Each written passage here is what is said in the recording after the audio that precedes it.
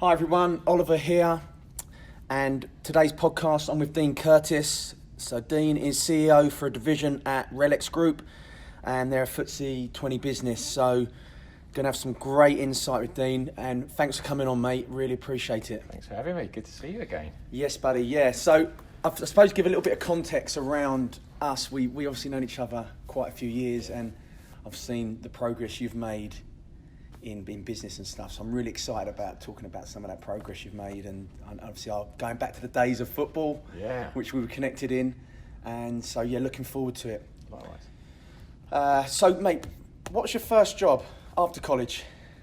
Yeah, so I haven't got a degree. I was applying for universities after A-levels, and through football actually, someone I knew in football went from football to work in the city, so I sent 10 letters to banks, got a few interviews, and I got one of 3 A-level leavers places at Rothschild's. So my first job was spending literally almost 2 years going around all the different parts of a bank, learning how that worked, which was great insight and apprenticeship into everything that I was about to do. Really, it couldn't have been a better start in my career. I understood the workings of financial services as pretty quickly. So it was a great opportunity for me, and that's really how I got into finance. And going back to the early days, with the insight I gave you, do you think that's sort of shaped you now? I mean, are you carrying any of the stuff you learned early days forward, or has things changed in you? Oh no, I think that obviously the world is a fast changing place now. Digitalisation and the way we do things is pretty different. In those days it was green screens and no email and telephones and all the rest of it. Unfortunately, it's a sign of how old we're getting, Ollie. Yes, yeah. But the principles around people and leadership are the same, right? They don't change. The methods get more mature, and during your career you work with great people and you work with bad people, and you can learn from both. I've been blessed that I've worked with some really, really excellent people, and early in my career I had some wonderful bosses that really showed me different things. In that first job, unfortunately my boss is not around anymore, but his big thing was he would never expect anybody to do anything he wasn't prepared to do himself. So he would come out of his office, he'd sit with us when we were doing different tasks, some of them pretty boring at the time, like binding client valuations, and he would be one of the team all the time. And that's a fundamental principle, never expect anyone to do what you wouldn't do yourself. Yeah, I think it inspires people to see if you've got a team, and obviously I'm sure now you're carrying that forward in your business. But if a team are seeing you set the example doing those jobs, it's just it's fantastic from that perspective. Absolutely. And we've had a little chat off air, mate. Obviously we've known each other a long time, and it was great. Something when we were chatting about, obviously known each other through the football days, yes, which interests me. So when I played football, my playing days, a lot of how I apply business now, principles go into that. Yeah. Are you find that football shapes some of your principles? Yeah. And what they are? Yeah, similar to, I wouldn't say shape them, I would say drive them, right? Sport does a lot of things well around elite performance, and elite performance, you generally relate to sport in your vision when you just even say those words, but elite performance of a person is anything you choose to do every day, right? And sport does it a lot better than business. So I bring a lot of that into business and use a lot of different people from sport, and blessed to work with some great coaches, even now in the business, sports coaches, even now in the business world. Examples of that would be, if we're sat in a football dressing room with a group of guys, it doesn't matter whether we like each other or not, we know that in 90 minutes we're going to all win or all lose together, which produces some form of mutual accountability around how you work together to get to where you need to be. In business, it's not the same. People sit around boardroom tables that I don't really rate that person, they'll be gone in a year, that sort of mentality. And what the world changes so fast, you can't have that in business, right? So bringing that level of performance mentality into business is really, really important. And if you look at the fundamentals of all of the great teams in sport and all of the great teams in business, they have the same behaviours and characteristics, right? If you take the All Blacks and the mantra that they work to through generations of a country of 4 million people, and now they've ruled world rugby for years and years and years, that mantra is still the same as some of the best companies in the world that have a vision, and people get aligned behind that with passion and focus, and then it starts to become about execution. So, for me, sport is a key driver, and I take more from sport into business than the other way around. Yeah, great point. What parts of sport? I mean, you've outlined a little bit there, but what attributes or what things personally have you sort of taken, you've learned through sport that you now apply to your daily life on a personal level? Personal level. So obviously habits, right? We all have good and bad habits, and in sports, you are normally aware of those habits, and in day-to-day life, despite it being your life, that falls by the wayside, right? So I don't believe genuinely I could do what I do in business and work like I work and travel like I travel without a sound base personally. And one of the performance agencies we work with, Planet K2, they have this thing called the performance pie, and the three parts of that are physical, mental and emotional. So kind of half of how you perform at work. You get up in the morning, am I ready to be better today than I was yesterday? And a large part of that is nothing to do with work at all, right? And for me, a physical part of that is good. It helps me relax, it makes me feel good, and when I feel good physically, I'm able to be better in the workplace, and even in terms of the kind of work rate and other things that are put on me in my professional life. Emotional too. You have an argument with your wife, or your child's not well, or whatever it is, it affects how you perform at work. And it's the same in sport, right? There's certain days where you're carrying an injury or doing whatever, and that day you will not be a 10 out of 10. You're going to be a 7. But the idea is that you absolutely make yourself a 7. If you try and be a 10, you'll make mistakes, right? Which is what you guys at 40 Fit do well, around kind of your own personal kind of data and well-being to train like you need to train. And it's exactly the same in the workplace. So for me, physical is key, emotional is key, and how you are mentally is key to get the best from yourself and try and be the best. And I spent a lot of time thinking or asking people I respect a lot around what makes the very best the best. And all of the best coaches tell me the same thing. The very best people are the one characteristic they have in common is they have a high boredom threshold and do the mundane things really, really well and better each and every single day. Cycling, they call it marginal gains, right? But it's the same in anything. If you go back and you look at most of the best sports people, you get the flamboyancy of Muhammad Ali, but Steve Davis in snooker and Roger Federer in tennis and Tiger Woods when before his personal issues, they were boring. And what we see is the defining moment, right? We see Johnny Wilkinson in the 2003 World Cup final kick the drop goal to win it on his wrong foot.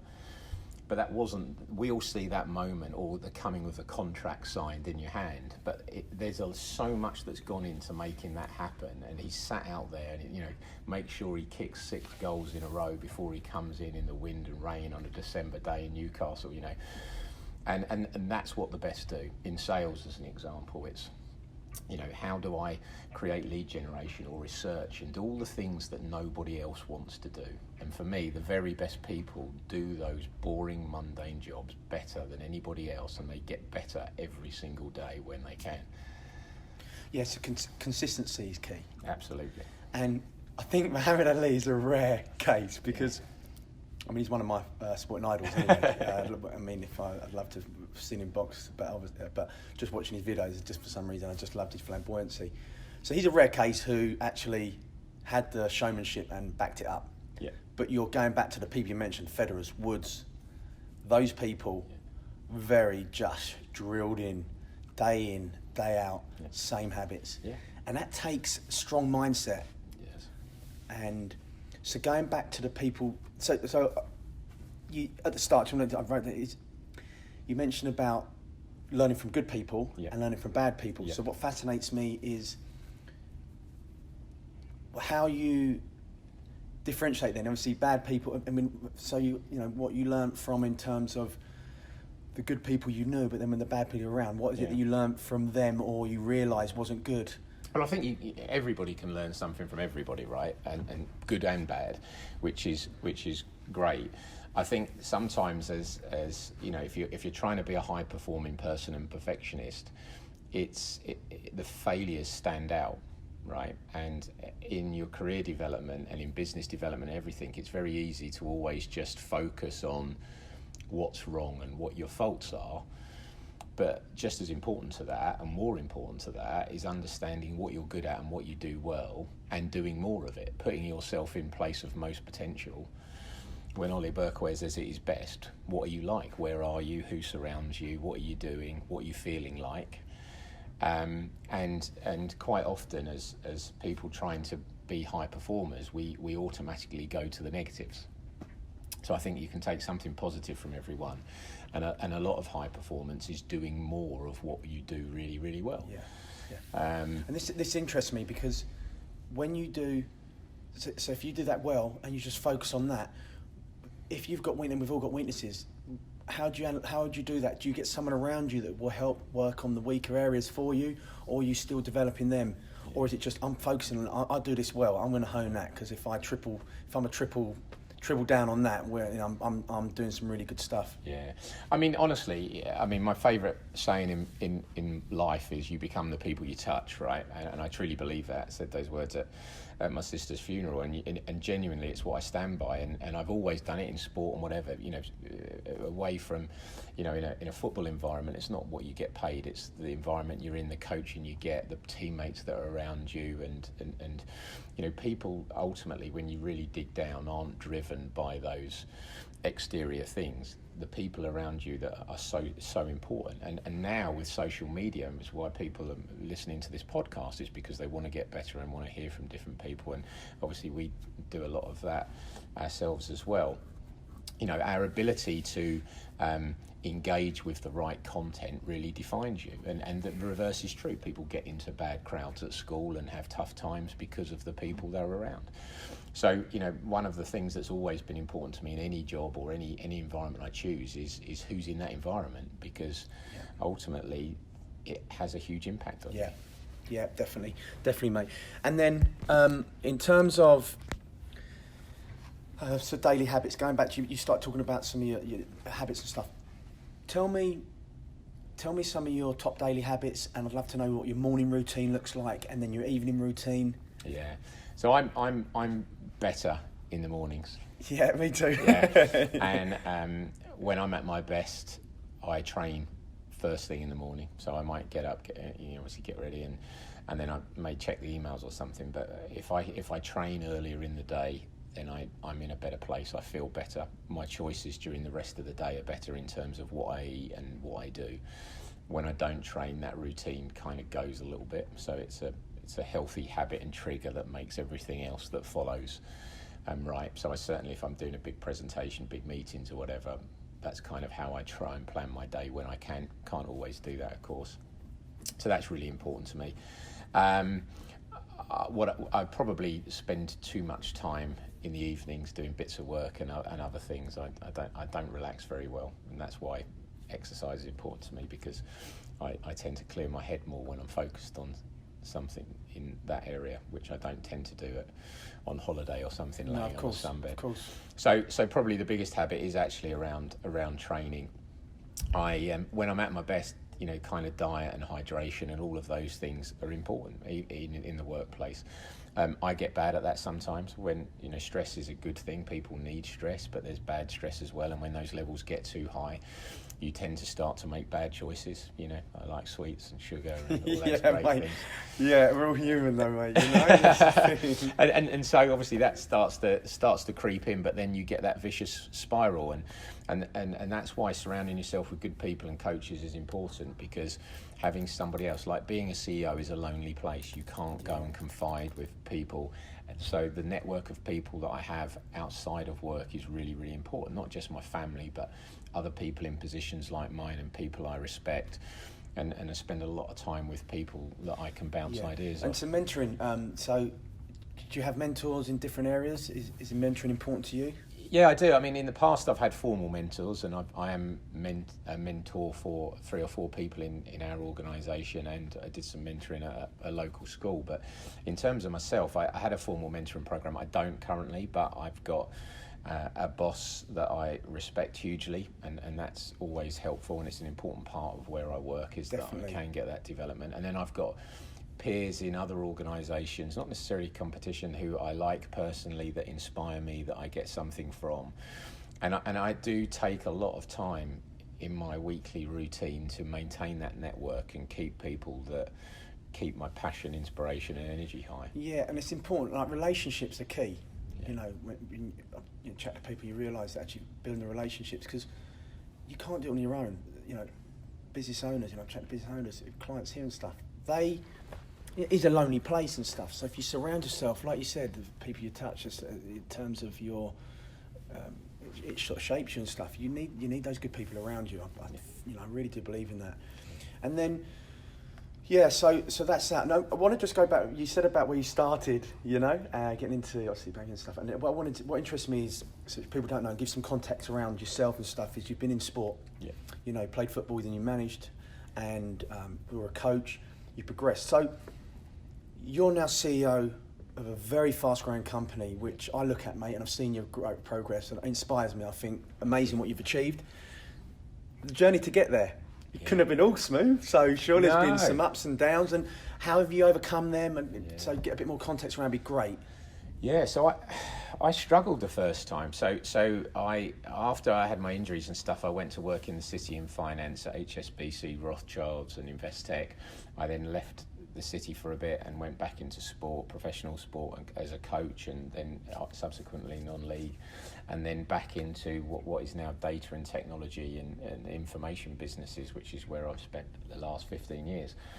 And the first of all, there's been a couple of times where I've made bad decisions. I've usually made those decisions, career decisions, based on money when they've been the worst. I've done it twice, I'll never do it again.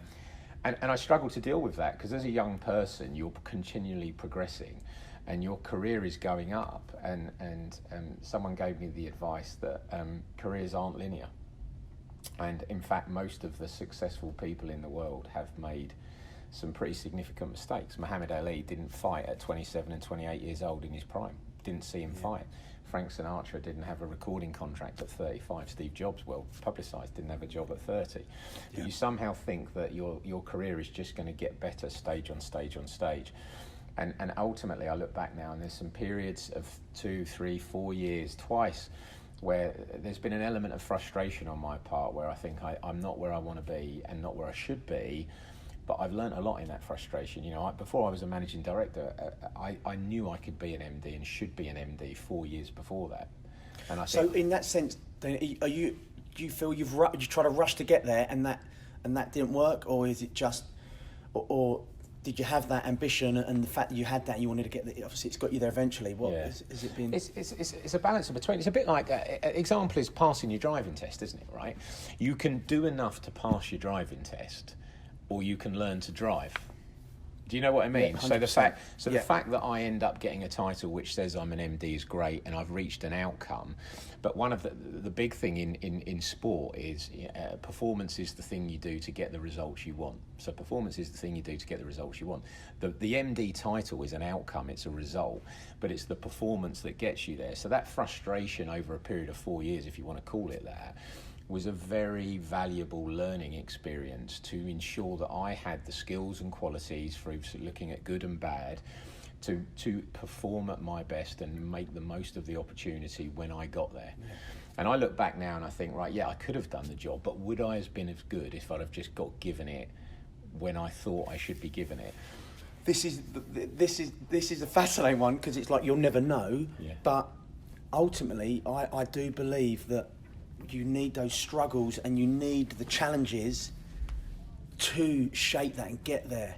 You know, all the successful people have got there through some tough times, some struggles, because you come out the other side stronger and better for it. Yeah. So I'm a firm believer, and I'm sure the fact that your position you're in now is definitely reflected of that. Tough bits you may have gone Every through. person, every good team goes through a crisis, right? That's what brings people together, and people are amazing. You see what it's easy to win and be successful, right? So how do you cut? So current job, you're managing a lot of people. some days are bad. We know that everyone has bad days at work. Yeah. How do you get the team to overcome that? How do you get them to overcome the tough time? You've got, something bad's happening at work. You've got to work as a team to get over it. It's the environment you're in, right? So you want people around you that are positive, and passion is it's scientifically proven to be infectious, right? I have a big thing at work about negative mood hoover type people that just bring everybody else down. It's like a disease in the organisation that is just, I would always hire for desire over talent every single day of the week. 100%. Because and that when things are not going well, that is what you need. You need people with resilience and belief, and a lot of because that inspires, doesn't it? That inspires people. Yes. Yeah. And you can't lie to yourself. So I'm ultimately a salesperson. My background is in sales in the business world, and when you're sitting across from a client, if you don't believe in what you're doing, and your eyes are not shining white, and they know. But the reverse is true. When you love what you do, they think, God, this person really believes in what's representing, right? And you can't manufacture that. And so many people go through their life and are in jobs that they don't like. And I openly tell the staff that work for me, life is short. If you're not into this journey, and it won't be for everyone, don't be here. Right, because you can be somewhere else and in a better place yourself, but you're also holding other people back that actually have a true connection with what they're doing. Right? Does this go back to work? Does it go back to work culture? What I mean by that is, you said you created, football team, sports, because we can relate to that because that's us where we come from. Yeah. If you created a positive culture in work, people coming into the business. Are going to see that culture, and so if it's strong, you've created it. Ultimately, they're either going to fall in line with that and be bind to that culture. But if they're not, they're not going to last because you're going to weed them out anyway. So, is that the case, or do you think they can come in and it can change the culture? Absolutely, no. So changing culture is the hardest thing, and I don't think any leader can change culture, but I think they can facilitate an environment for the right culture. But it is all about culture.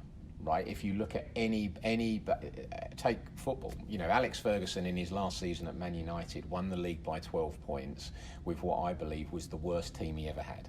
Right, and you look at what happened in the following year with the same players. It was a culture, it was habits, it was what you've sat in dressing rooms with great players, looked around, and you knew you were going to win the game before you even walked out the dressing room.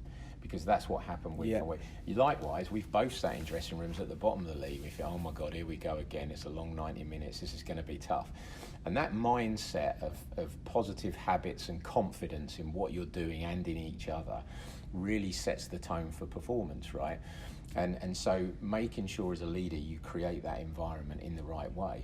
And I do that based on personal behaviours, right? I've never hired anybody for their education. Occasionally, there are roles where people need a certain degree of experience, but behaviour is important. And the people that work for me, I want to be passionate. One of the other great high-performing behaviours is curiosity in any role, right? So you want your employees to ask you questions. You want them to be curious about stuff. Is that what you mean by that? Or? Yeah, absolutely. And I want them to have because that's what comes from innovation and self-improvement, right? People are watching podcasts because they're curious about getting better. And so curiosity is a huge, and courage is something that I haven't been good at. Probably my biggest regret along the way is that I didn't make more mistakes. And that true. From yes, sport, mate, right? Get it. The fear of failure mate. means that you operate in a very narrow zone. But when you're scared of failing, you can never reach your true potential. Which is why I think, going back to the conversation we just had around, there's these periods of time where you have a crisis or something doesn't go well in successful people, because you always need to create the opportunity for yourself to fail to really achieve your potential. And that's what I think, and if I'm honest with myself, in my past I've been really scared of that personally, and that's held me back from being the kind of best version of me. Yeah, I think that's such a good point you've made there, and I think if anyone's listening to it thinking, you're saying you haven't made more mistakes, surely why would you want to be making mistakes? But it's that very reason. Yeah. It's the more mistake. As long as you learn from them, obviously. Absolutely. You've got to be very, got to be able to self-analyse, be very constructive towards yourself. Yeah. We had a chat off air, and obviously this is early days of me on the podcast, and I was saying, mate, I'd love to hear your feedback and things, because otherwise you wouldn't. Sometimes you don't necessarily see it, so you've got to get feedback from of yourself. You need to get feedback from people you respect. Yeah. To grow and learn. So. But it's human, you know. It's human behaviour that stops you doing it. Like the first time you ever did a big stand-up PowerPoint presentation, whatever it is similar to doing this. And it, you know, you put yourself out there, you make yourself feel uncomfortable, you stress yourself out, and you get a good outcome. And then over a period of time, you get more and more comfortable, and it gets better, right? And you know, fair play for you for doing these and sharing the knowledge. I've listened to the couple that have been out before it, and I've got stuff from them myself. Yeah, no, nice to hear, mate. Thank you. So people hearing this are thinking, so it's interesting is like, so doing very well at work, very driven, very focused. Morning routine in terms of, you know, exercise is really important. And even at night time, you have to do a little bit of work and stuff. What stuff do you do to relax away from work? Wow, yeah. So training is the one thing I do for me. I've got 3 kids. I travel around the world a lot. I don't have time to do football or anything because I can't provide the commitment I would expect from other people if I was in those teams. So unfortunately, I probably don't do enough, and I've painted a pretty perfect picture of myself. I have a lot of bad habits. Eating and drinking and entertaining is one of them, but a great enjoyment of life. Yeah, I'm not as perfect as I paint. It's really... but and you're not, and no one is, but you're really humble about that, mate. You know, like I said to you, the success you're having and where you are is very inspiring. But you know, you're probably because you are open that you aren't perfect, and you know these things. And I think you need to be that. Yeah.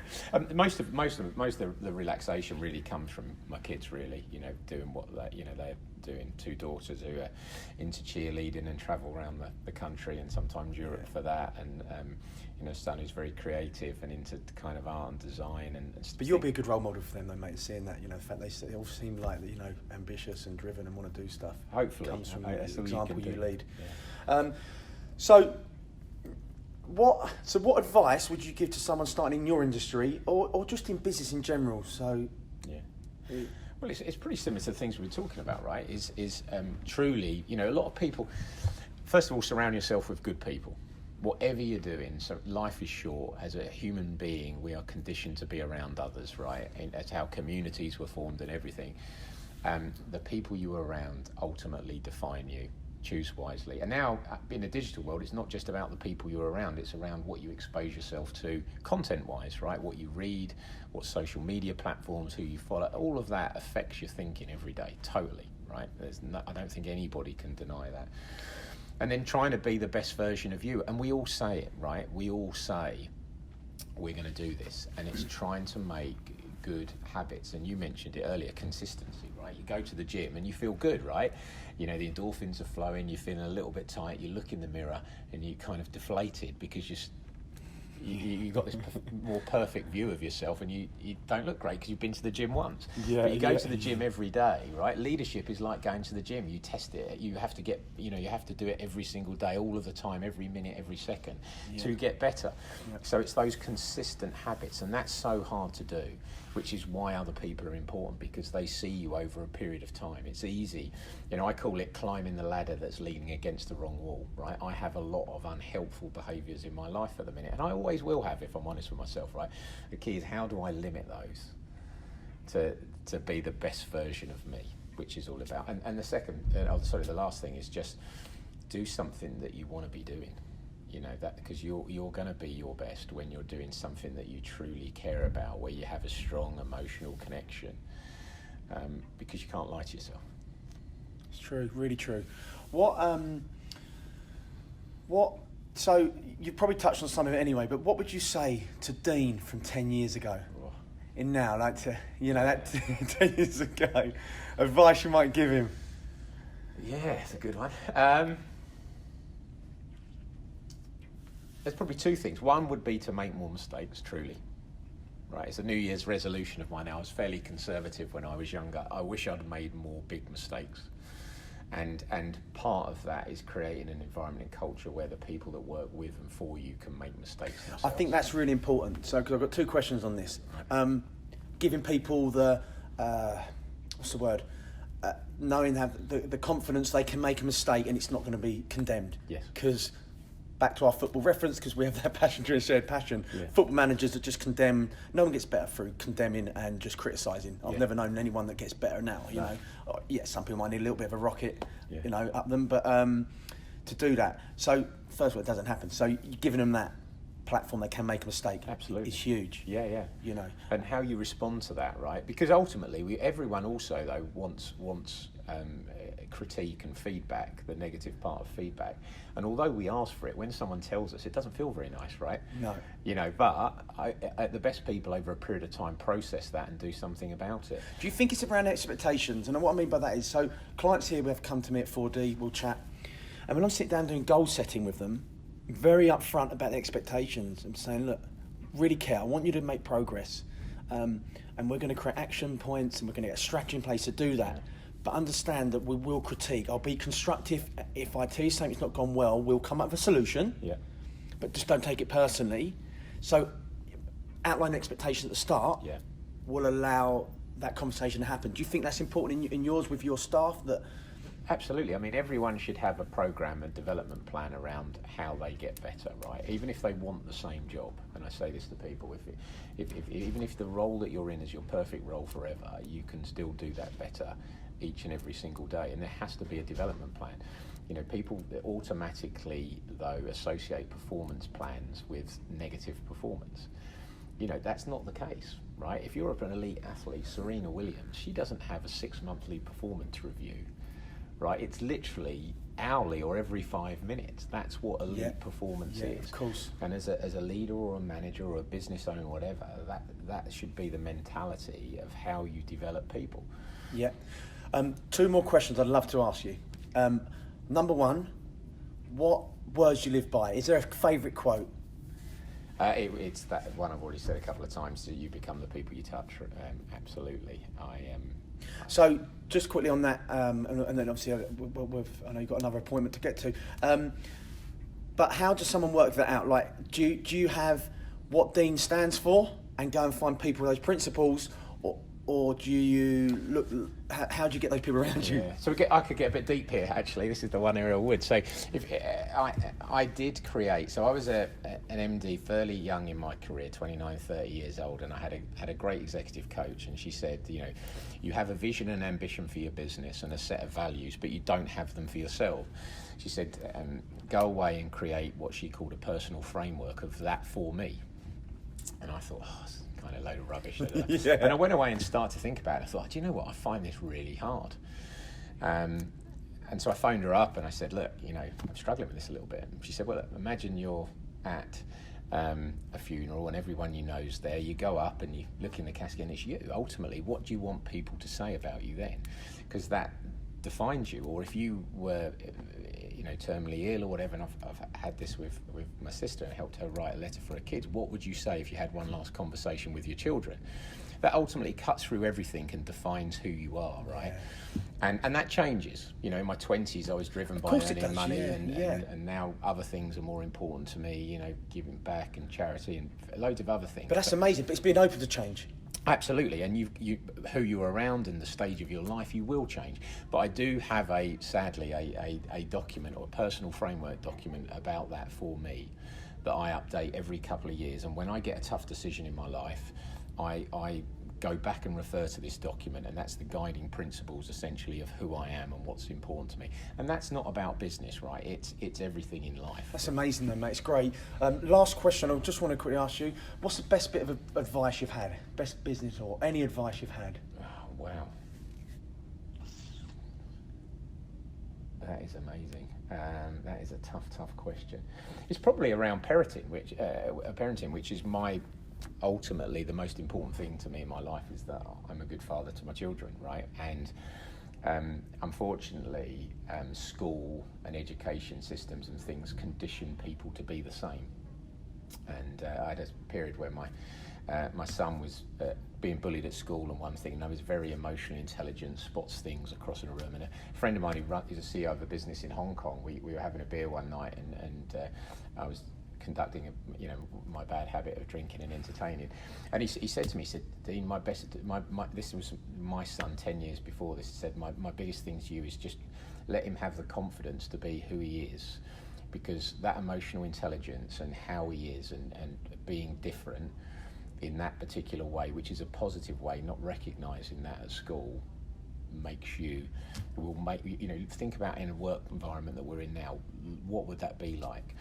And so, to be honest, it's having the confidence to be truly who you are. But that wasn't about me, that was about my son, which is probably more important. So. No, but mate, of course it is, 100%, it's great. Listen, mate, it's been an absolute pleasure to catch up with you.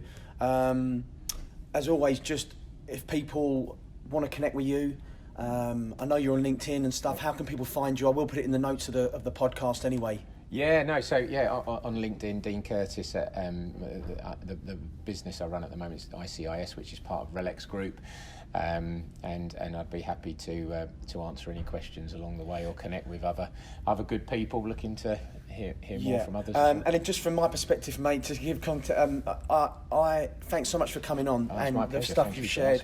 And just our relationship over the years, just to see you develop and grow, mate, I find it really inspiring and you motivate me to see what you've achieved. And so, yeah, keep doing it, mate. You're doing a great job and thanks again for coming on. Likewise. Thanks, Ollie. Cheers, bud. Thank you.